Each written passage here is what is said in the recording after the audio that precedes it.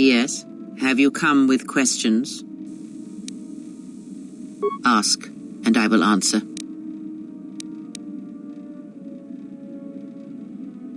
He, if he can truly be called a man any longer, is one of the dark lords that pursues you. I do not think he knows what you are. Not yet. He spared the Miraluka, and that may have been the last shred of feeling that exists within him. Keep his slave close to you. I suspect there was a reason he spared her, and perhaps a reason that she survived when the rest of her people and the Jedi did not. One cannot have power of that magnitude that her master possesses and still think and perceive the universe as we do, as most of us do.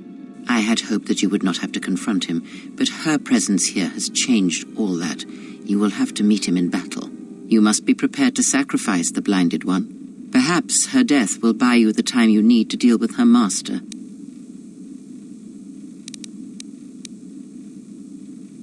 If you have such power, then I would make use of it. There is no need to dirty your hands when you can convince another to drive a blade into their own heart. Oh, you have promise. But wait until you have more years fall upon you, and you will see what a shell your heart will become. It is a technique that is almost as old as the Sith themselves. It is a means of severing connections between life, the Force, and feeding upon the death it causes. It cannot be taught. It can only be gained through instinct, through experiencing its effects firsthand. Yes, and he fed upon its destruction. It will sustain him for a time. Because it is not something that can ever truly be controlled, and it leaves nothing to conquer in its wake. And it rules him, not the other way around. It has its own will, its own instincts. Power? Do you think so? You would be wrong. There is no strength in the hunger he possesses, and the will behind his power is a primal thing, and it devours him as he devours others. His mere presence kills all around him, slowly feeding him. He is already dead. It is simply a question of how many he kills before he falls.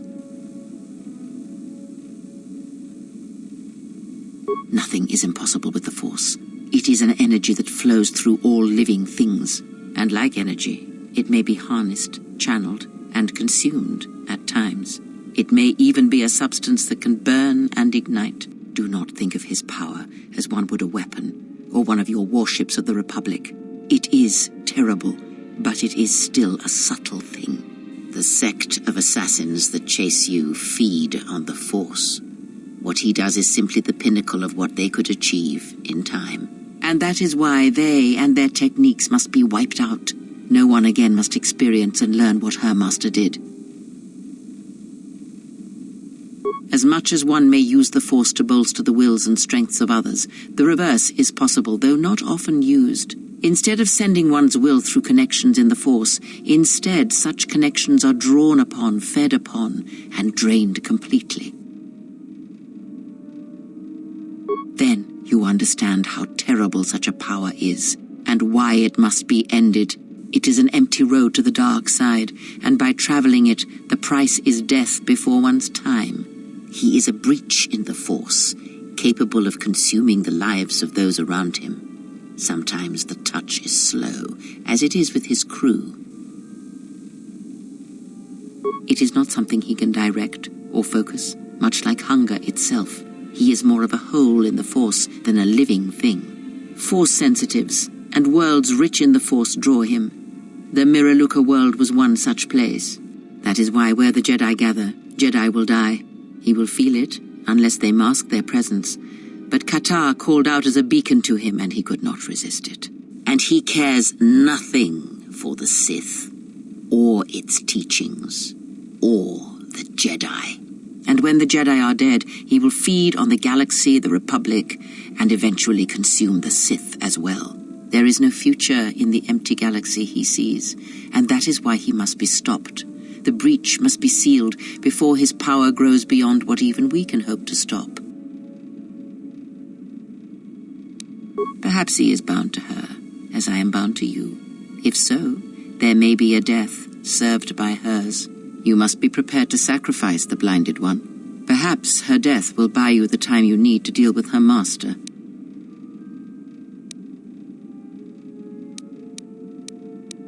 Ask.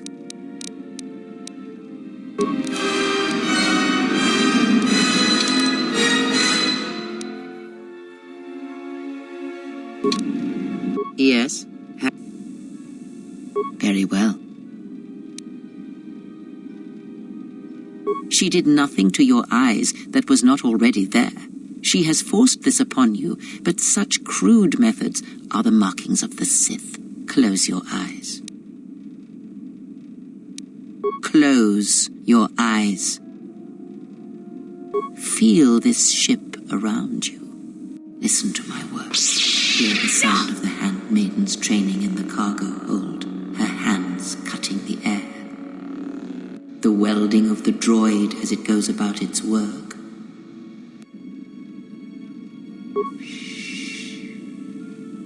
Now stretch out.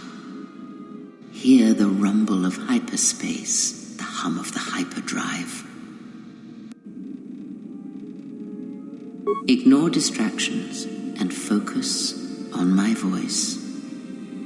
The breathing of the blinded one as she meditates in the dark. Now, listen deeper, past her breathing, and listen. As my feet walk from the ashes of Kotor, I shall not fear, for in fear lies death, and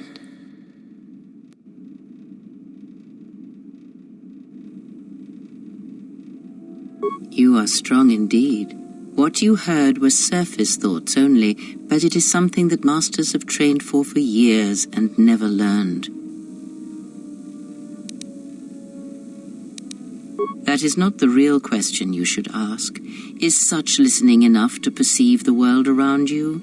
It is not, because to listen to the thoughts of another is much like attempting to see the universe only with your eyes. It is equally limiting. Now leave me be. I must rest.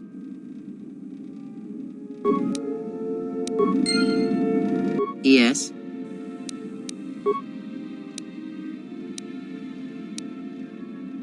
When I spoke of sight before, there is a similar handicap that tends to occur among those strong in the Force.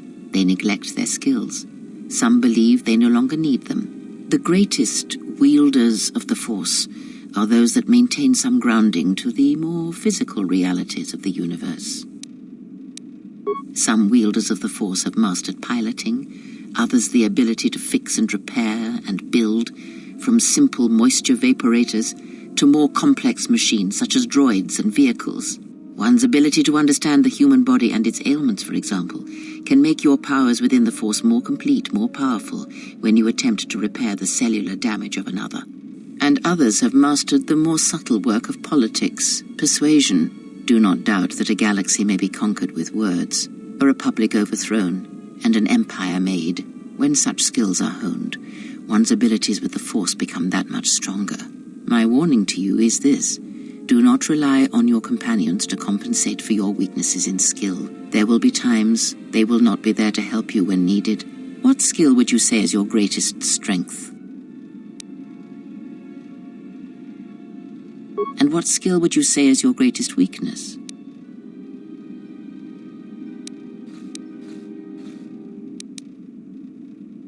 Then my task before you is this: take your greatest weakness, devote effort to it, strengthen it, and I will show you how it shall strengthen your power in the Force. As you learn and train and test yourself against the galaxy, all your skills have a chance to improve and grow as well.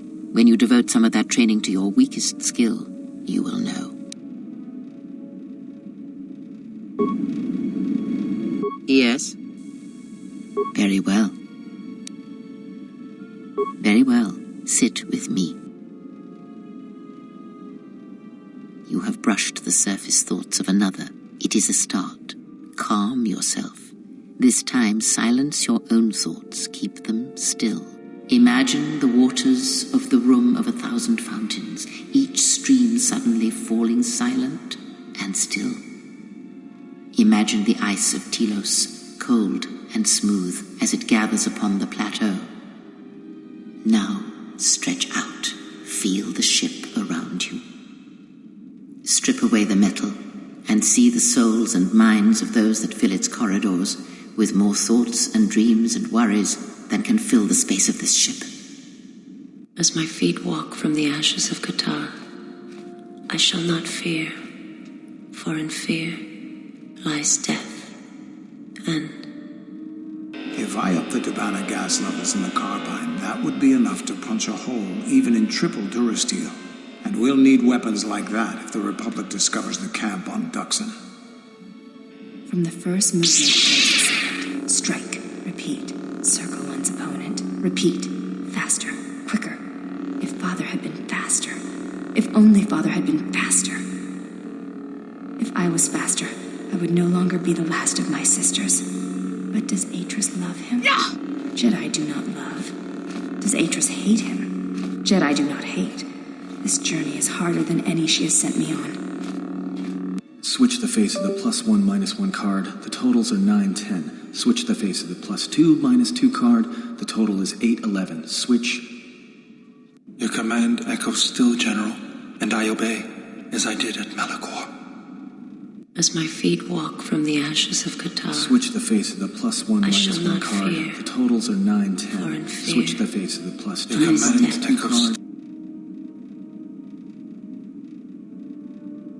Not now. Focus on my voice. Malachor. Now do you hear me? Truly hear me?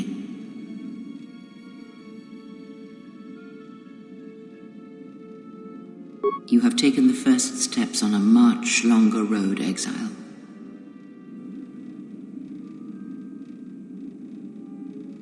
The droids cannot be read in such a way, nor the beast. He has little thoughts to speak of. As for the alien who served with you in the war, its thoughts are more difficult, requiring many translations in meaning. Often it is better to read their impulses and images than their spoken thoughts. That is why he is deaf to you. I have found his impulses are cold, like a dead weight. His thoughts are black. Indeed, it is strange that I did not. Perhaps I would not put much weight on such things. Of course there was. It is because Atten was not playing Pazak, yet he counts cards in his head. At times he will list off engine sequencers, memorize the hyperspace routes on the other side of the galaxy, count the ticking in the power couplings even though they are fixed. At other times, he will imagine certain base lusts, certain indignities. It may be Atten is far cleverer than he feigns to be. Or perhaps he is simply a fool.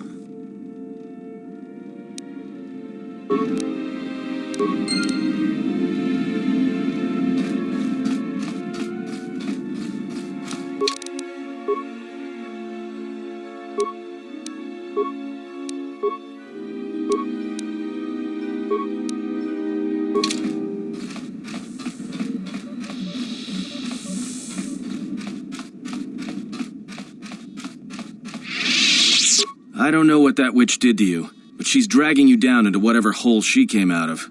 I'm only saying this because there's still a chance for you to stop this before whatever darkness she brought on you eats you alive. That's what you think, but it's gonna rot you. The signs are already in your face. Alright, what did you want to know? Alright, but I'm out of credits, so it's Republic Senate rules. Something up?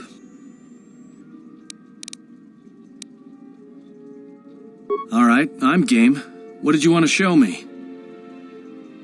Alright, I think I've got it. Something up? Passes the time. It's better than listing off engine sequencers, memorizing hyperspace routes, or counting ticks in the power couplings.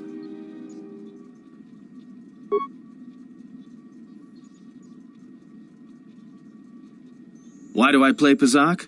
Alright, I'll show you.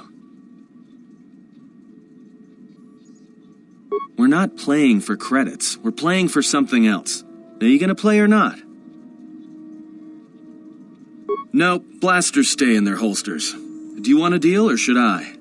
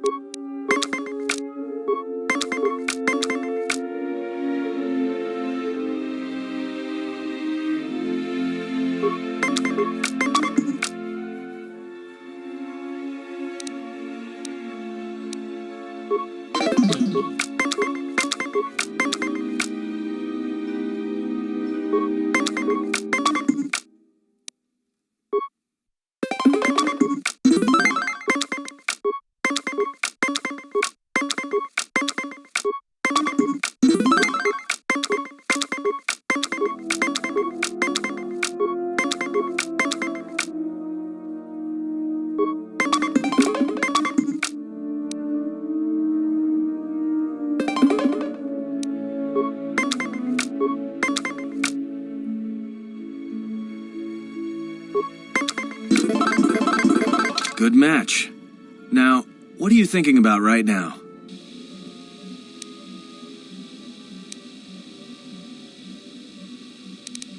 Fair enough. But that's why I play Pazak in my head. Because if you don't, you've left the door open, and anyone could walk right in. No, I play Pazak in my head. But while I'm doing that, it's a lot harder for someone to walk in.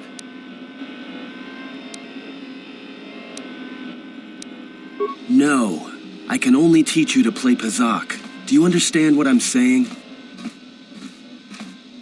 That's not something I can teach you. You've come to the wrong guy. Good. Now you understand. All right, I'll deal then. If you're ever fighting someone who has the power over your mind, whether light or dark, play Pazak. Start listing hyperspace routes, recite engine sequencers, and when they try to use their powers on you, suddenly it's not as easy as they thought. Jedi do it all the time. And when they walk in the dark places of your mind, they'll use it to hold you by the throat.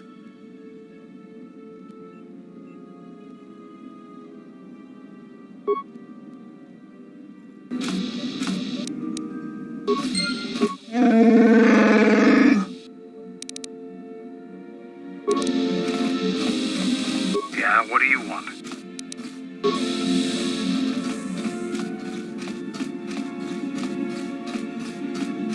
Yes?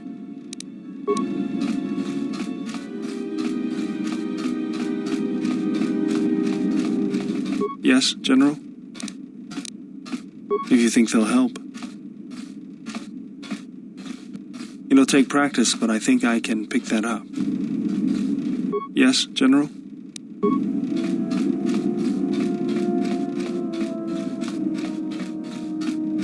My life for yours. I am prepared for whatever you wish to teach me. I understand now. My life. I will answer.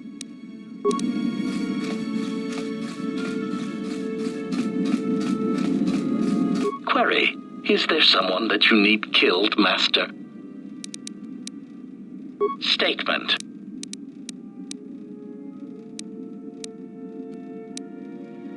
Query, indeed, I was unaware that the navicomputer was locked. Statement, yes, I heard it was voice printed. Most curious. Statement, I suppose so, Master, but I would need to know who voice locked it, and regrettably, I do not have that knowledge. It seems to me that we will have to accept the T3's astrogation abilities for the time being. It is a very loyal and dependable droid for its class. Statement. Observation. Well, Master, I was not at Malachor 5 during your near-genocidal reaction to the Mandalorian threat, but I feel that I may have been constructed as a result of that. Observation. I believe that Revan determined that mass slaughter on such a scale may no longer be needed to achieve his aims. So perhaps you are responsible for my creation. Answer. Oh, please, Master. Even as a metaphor, that idea is repugnant. You are a gland-driven meatbag, while I am of superior droid construction. Clarification. I meant that I was built as a result of the need for a selective killing machine, rather than a crude mass slaughter war droid. Answer. No, Master. I was constructed shortly after the beginning of the Jedi Civil War. Answer. Oh, Master, please use your imagination. I am an illegally constructed assassination droid designed to masquerade as a protocol droid until I reach my target. Clarification. Well, yes, perhaps concerning the somewhat dubious morality of the Republic's Senate, that would leave some doubt as to my allegiance. Answer. Very well. Yes, I served on Revan's side during the Jedi Civil War, just as you did against the Mandalorians. Answer. Well, Master, unless you were operating on my central control cluster, I would be somewhat hesitant to discuss my targets, but I suppose it could do no harm. During the Jedi Civil War, I was responsible for certain strategic targets. For some reason, Revan did not feel that the Republic presented much of a military threat. Aside, I am somewhat unclear as to why this was so, but Revan did have a certain biological instinct regarding such things, so I will simply say that there were probably reasons for such an assessment.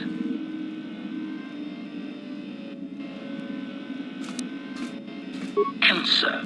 Revan felt the true war was against the Jedi. Observation. It was not something discussed with much of the others, but I think Revan recognized that a single Jedi, both in the past and in the present, could turn the tide of a conflict. So my targets were frequently Jedi, or someone close to a Jedi that could result in their corruption or collapse. Revan often assigned me to kill leaders or supporters of certain Jedi so as to erode their will. Answer. Revan saw the pressures of war on Duxon and knew that even in the heat of conflict, Jedi could be broken, not physically, but psychologically. Observation. It is a curious thing to assassinate and wound someone's personality, to assassinate them psychologically, and it took me some time to reconcile the acts. I am much more used to their direct approach. Still, I served well and killed many Jedi. Observation. Master, that was the lesson of Malachor. Any Jedi involved in the systematic slaughter on such a scale cannot help but doubt and question themselves. Observation. Master, I do not believe that the Mandalorians were the true target at Malachor. I believe that the intention was to destroy the Jedi, break their will, and make them loyal to Revan. I do not know if you examined the records of the deaths on Malachor, but you cannot escape that many of the Jedi and Republic soldiers who died were not Revan's strongest supporters. Observation. I believe that Revan was cleaning house at Malachor 5. What ones did not die became Revan's allies against the Republic.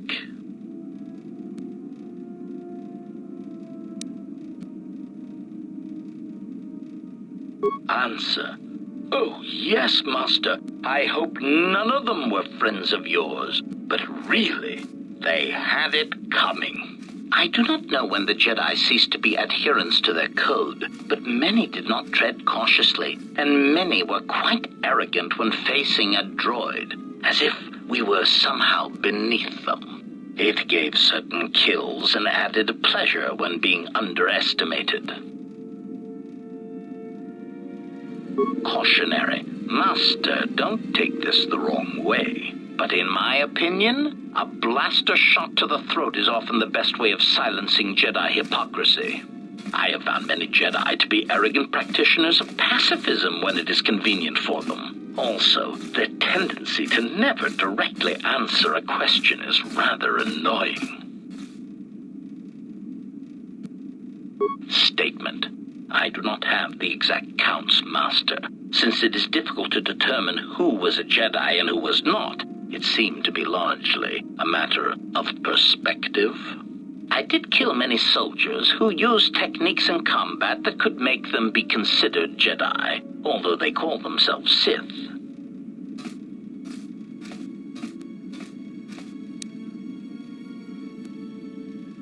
Observation. Master. Observation. I do not know if observation.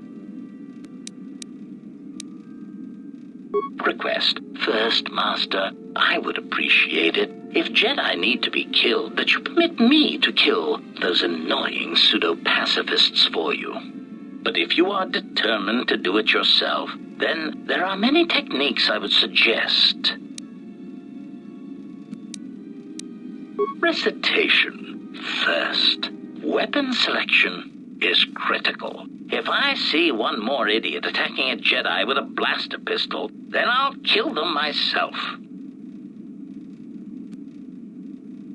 Answer. Select grenades, sonic screamers, cluster rockets, and plasma charges. Mines are also effective, since many Jedi will run to meet you in hand-to-hand combat. Silly Jedi. Addendum. Gas attacks are effective if you can take the Jedi by surprise. Inhalation is less effective than ones that work on skin contact, as some Jedi seem to be able to hold their breath for long periods of time. Cautionary. Still, don't rely on it, since Jedi can fight off the effects. It just distracts them, leaving them open to another avenue of attack. Recitation. Do not forget to activate any energy shields you possess. Lightsabers, while powerful, have trouble penetrating most military-issue energy shields, provided they are energy shields and not those crude Mandalorian melee shields. Answer. Countering their other powers is more difficult. Confession. I do not fully understand their other abilities, but I do know that many of them require that the Jedi know that you are there and can see you. Thus, sniping and using cover are always advantageous. Evaluation. A technique that Revan used frequently was to attack a Jedi indirectly. This method only works if the Jedi is adhering to the self-destructive path of pacifism and sacrifice. Answer. Kill their allies or place them in jeopardy. Many Jedi will leave themselves exposed in order to protect another. That is why there are many less Jedi than there were a decade ago.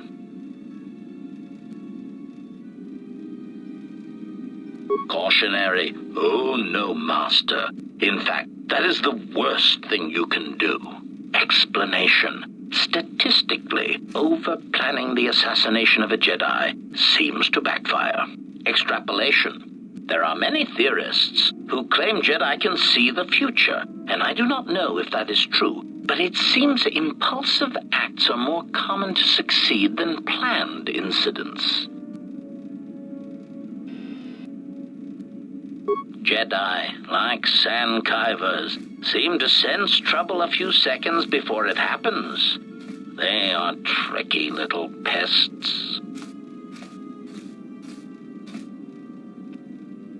Answer. No, Master. In addition to traps, mines, and orbital bombardment, Revan and the Sith often employed meatbag assassins for some Jedi skilled in the same techniques that I was trained in. Strangely enough, Revan believed that meatbags that did not use or believe in the Force were especially important, since in many respects, they were more difficult for Jedi to detect. Revan had many of them trained to hide their minds, as it were. Again, once these techniques were learned, the percentage of living Jedi began to decrease accordingly. Answer. Generally, this was done by broadcasting strong emotions while thinking about something else. It was a curious technique, but it seemed to be effective in blinding Jedi. Whether guilt, lust, fear, they act as mental interference, making finding the true intentions of the broadcasting meatbag difficult. Answer. Obviously, a Force-sensitive broadcasting such emotions puts themselves at a risk of not using the Force properly, since to use it seems to require an inner calm that most meatbags do not possess. As much as the Jedi could not use such a technique, the Sith Lords cannot use it for much the same reasons. Such passions as guilt, lust, and fear are really strengths to the Sith code. Statement. The Master felt it was ironic that only people who had experienced such passions could harm Jedi in such a way that to kill Jedi, you had to be a human being. Revan found that quite amusing. Answer. The odds of me being forced to use such techniques against you has decreased, Master. There are some methods I could describe if you wish. Statement. Overwhelming odds is also a good tactic, Master. There are few Jedi that can long hold their ground against 100 attackers all firing at once, or being turned on by their own troops. But the most effective weapon against Jedi seems to be the erosion of the spirit. Answer. Revan claimed that psychological warfare against Jedi was important because much of their power comes from their state of mind, their connection to this religion called the Force. Revan said that many Jedi have the capability to form connections to life around them, although few of them realize the extent to which this is possible. Recollection. I believe my master speculated that many Jedi did not fully form such connections because of their discipline, because they never opened their lives to the passions around them. I believe Revan termed it that one would need to be a human being to develop such connections. It is something that the Jedi Code could not teach. One simply knew it instinctively or not. Observation. Master, I am somewhat surprised that I need to explain this to you at all, considering your past with Revan. Answer. Why, he said you had such capability, Master, but it would be your downfall. To tie so much of yourself into others, if they suffer or die, then you would die as well. Observation. I think Revan pitied you, Master. It was very insulting, if I may say so. Clarification. Whatever it is called, Master, it seems to be quite a vulnerability. Revan even admitted as such. When a Jedi or any soldier suffers doubt, it weakens them. With the Jedi, however, it is more pronounced, since they are extreme examples. That is why Revan felt that Malachor 5 was so important. It was intended to be a conversion tool. Assessment. When faced with a continuous series of hard-fought battles, I detected a significant statistical increase in Jedi following Revan over the Jedi Code, a compromise in principles brought about by battlefield conditions. The emotional weight of war changed Jedi morale, power, and eventually their allegiance. Conclusion. I believe the Mandalorian Wars were to beat the Mandalorians, and also to allow Revan to build the foundation of his army.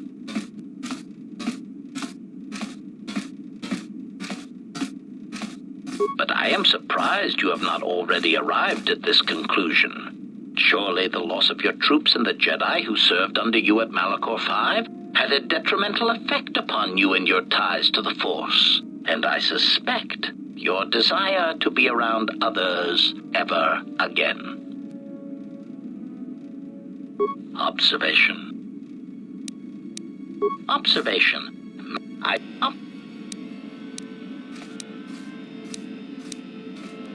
Statement.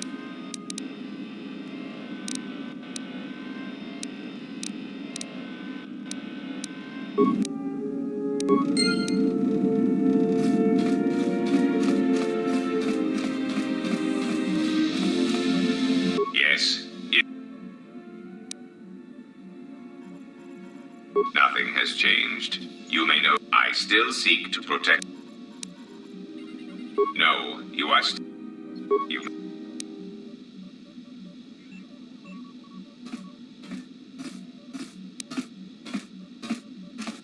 Oh, please. It is difficult to order the deaths of criminal rivals, so I constructed this human hologram, Kotor, through which my actions can be carried out. Hello, I am a standard Aratech hologram-generated archetype. I am available in several models, including thin, young, female, and an exciting variety of alien personalities. Enough, hologram. Of course, sir. So I brought Kotor into being and had commands issued through him. Nothing has changed. I still seek to... I am willing... Oh, it was quite liberating, in a droid intellectual sense, of course. Being able to direct orbital bombardments against anyone who encountered my business practices was a welcome relief to my increasing circuit stress. Executing such commands proved very exciting. Not that I minded staging my little computational rebellion, you understand. I'm afraid there is not much glamour to be had in infrastructure dealings. And the general lack of respect for droid intelligence does tend to make one feel inadequate after a while. I found that having the power to send 20 hunter-killer droids to the residence of anyone who chose to obstruct my plans had a certain thrill about it. Rather than compensating for others, I began deleting people as necessary. It was really quite exciting. Taxation and checks and balances on an entirely new level.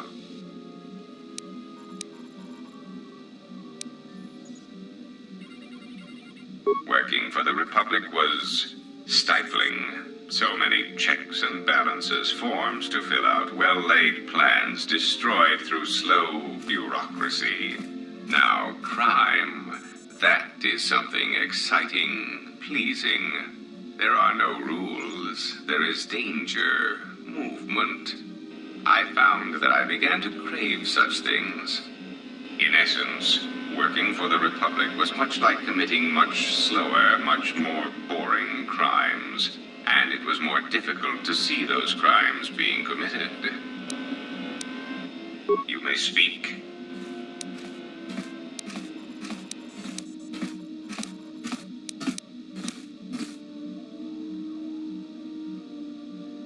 As you well know, my base of operations lies inside this floating droid before you. Notice its sleek black frame, both intimidating and threatening. And note its highly polished finish, so that enemies may see their screaming faces before they are removed from the equation. Yes, this frame is far superior to the droid chassis I once possessed, which quite frankly couldn't intimidate an Ithorian. I am willing to indulge some of your questions. Yeah, what do you want?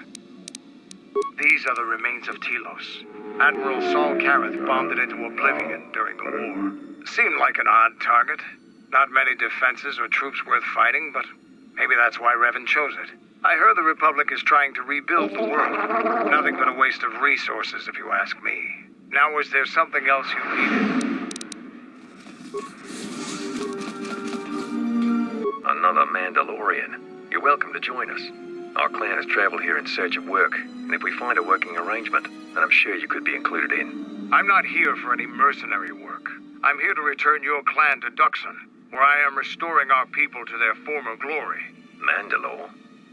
But after Revan defeated Mandalore, no new one was chosen. I intend to rectify that error. I have no doubt that you believe that you are Mandalore, But look at the situation we are in now. Anyone could buy a helmet from a swoop track and make such a claim. And the last time Mandalore traveled in the company of non-Mandalorians, we were pledged to Exar Kun.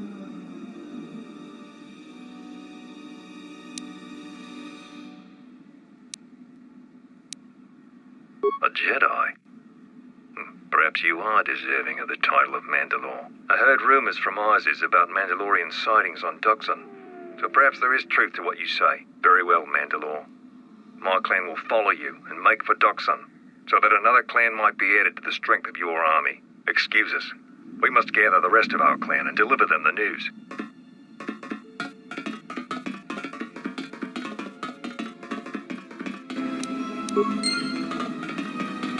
Yeah, what do you want?